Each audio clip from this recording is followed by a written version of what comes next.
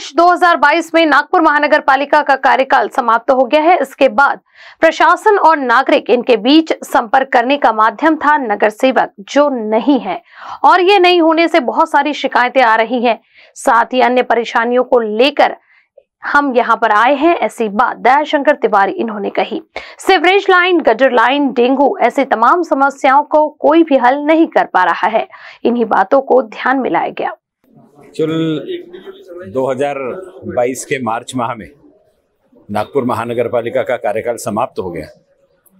उसके पश्चात प्रशासन और नागरिक इसके बीच में जो संपर्क का माध्यम था नगर सेवक, वो नहीं है। और नगर सेवक संपर्क का माध्यम ना होने के कारण जो मूलतः शिकायतें आज भी आ रही है वो नगर सेवकों के निवास स्थान तक आ रही है। और नगर सेवकों की सूचना देने के बाद भी अगर कार्रवाई नहीं होती है, विलंब से होती है, तो उसका असर प्रशासनिक सेवाओं पर पड़ता है। तो जो कुछ भी पत्र महानगर पालिका को कार्य करने के लिए नगर सेवकों ने गत 1 वर्ष में दिए, वे कार्य प्रलंबित है, उसकी जानकारी माननीय आयुक्त महोदय को दी गई। साथ ही साथ में सफाई की व्यवस्था हो या इस बारिश के समय में फॉगिंग की व्यवस्था हो या फिर किसी न किसी प्रकार से फवारनी की व्यवस्था हो, इसकी मॉनिटरिंग करने के लिए भी नगर सेवक एक माध्यम होता था और नागरिकों की शिकायत वहां तक पहुंचती थी। कारण सामान्य नागरिकों के पास में अधिकारियों के फ़ोन नंबर नहीं होते। शहर में जिस समय आज का जो पीरियड है, इसी समय डेंगू बड़े प्रमाण में फैलता है।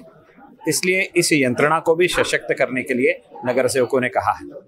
मूल रूप से प्रभागों के अंतर्गत जो लाइनें होती है, वो सीवर लाइन के मेंटेनेंस के काम जो होते हैं वो नगर सेवकों के माध्यम से सामने आते थे। अब वो यंत्रणा ना होने के कारण ऐसे कोई भी काम है तो प्रलंबित हो रहे हैं। इसलिए सीवरेज एक मेजर प्रॉब्लम है।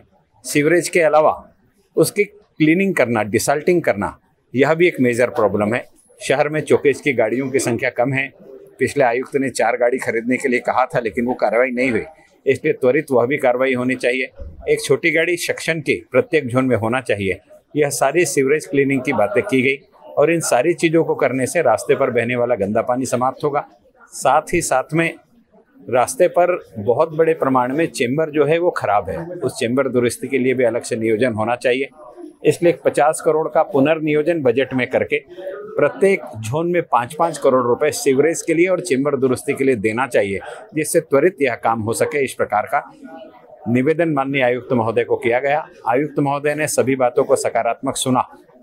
साथ ही साथ में फायर का और गार्डन का कोऑर्डिनेशन होकर के अभी तक रास्ते पर बारिश के समय गिरने वाले पेड़ों को उठाने की यंत्रणा थी, लेकिन इस समय ऐसा दिखाई दिया कि ये कोऑर्डिनेशन ना होने के कारण 3-3, 4-4 दिन तक रास्तों से पेड़ नहीं हट रहे हैं। इसलिए ये कोऑर्डिनेशन फिर से निर्माण होना चाहिए। इस प्रकार की सूचना की गई। इन सारी सूचनाओं को सकारात्मक रूप से माननीय आयुक्त महोदय जी ने सुना और तुरंत बैठक लेकर के उसका निराकरण करने की दिशा में कार्य किया। मेट्रो के जो स्टेशन बने हैं, उन स्टेशनों के नीचे इस बारिश के समय में, बादल के समय में अंधेरा हो जाता है और उसमें एक छोटा सा भी गड्ढा हो तो बड़ा एक्सीडेंट का कारण हो जाता है। इसलिए महानगर पालिका ने बीच में एक प्रयास किया था कि अगर बादल आ जाए तो लाइट जल जाते थे। इस प्रकार के सोलोनाइट वॉल लगाए थे। तो ऐसे वॉल लगा करके ऐसे मेट्रो स्टेशन के नीचे लाइटिंग होनी चाहिए कि अंधार के समय में वहाँ पर अपने आप ऑटोमेटिक लाइट जल जाए और वहाँ गड्ढे नहीं होना चाहिए। इसकी जानकारी पूर्ण रूप से माननीय